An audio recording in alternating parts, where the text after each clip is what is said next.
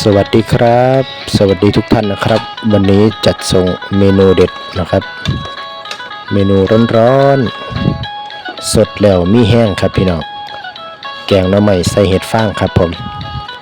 มาสดหอนๆน้ำกันเด้อครับหลังบรรยากาศฝนตกลิ่นนะครับ